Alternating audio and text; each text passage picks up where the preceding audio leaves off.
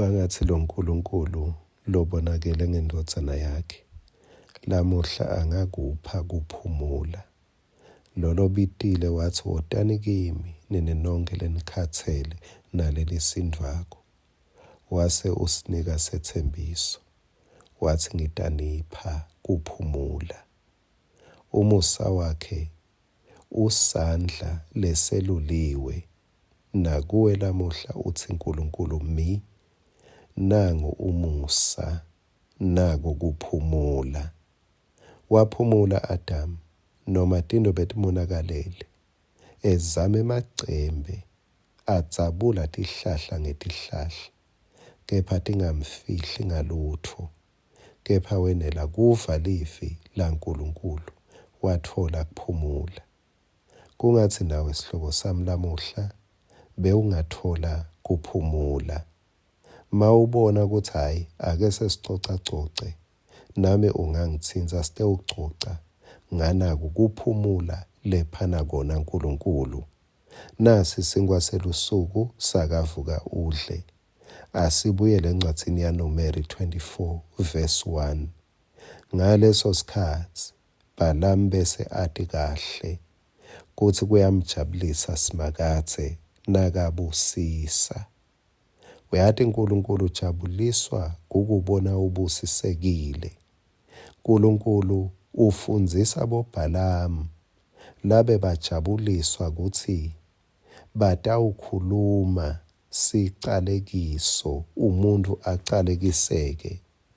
Balamu usuka ekhaya, ulungiselwe nembadalo. Mawufunza verse 11 yamphunyuka imbadalo lenhle. Uthi lo verse 11 sekukhuluma Balaki, nyamalala nyalo ubuyele ekhaya lakho. Bengithi ngitakubonga ngesibongo lesihle, kodwa simakathe ukwalele kuthi uthole lesibongo. Wamalela njani simakathe? Wamalela ngesikhathi athi ubuka lesive saNkulunkulu. Wamalela ngesikhathi asetulo etintsabeni athi ubuka Israyeli. uNkulunkulu wathi busisa. Labe sakuposition khona Balamu, yekuthi sengiyasithela sicalekiso. uNkulunkulu wakhokha sibusiso. Wakhokha sigadla sesibusiso lesingaye emuva. Wakhokha emagama lamnanzi ekwendela sive sakhe kuthi tinto tisihambele kahle.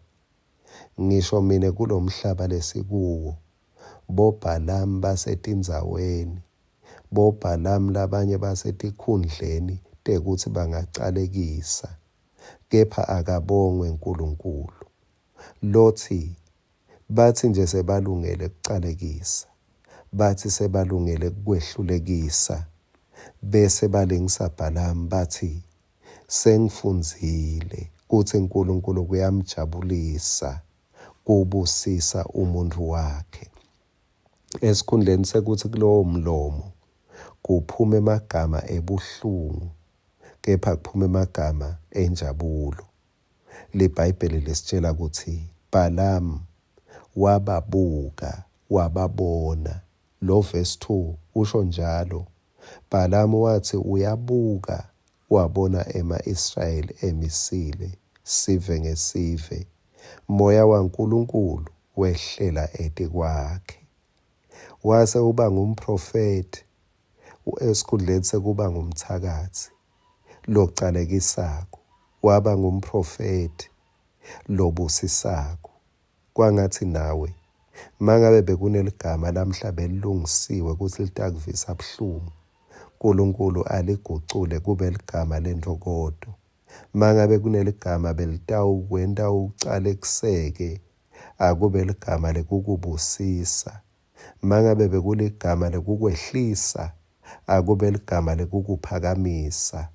Mangabe bekuligama lekukwemuka lokukwakho, kube ligama lelitakubuyisela tinto takho neminyaka ledliwe esikhonyane.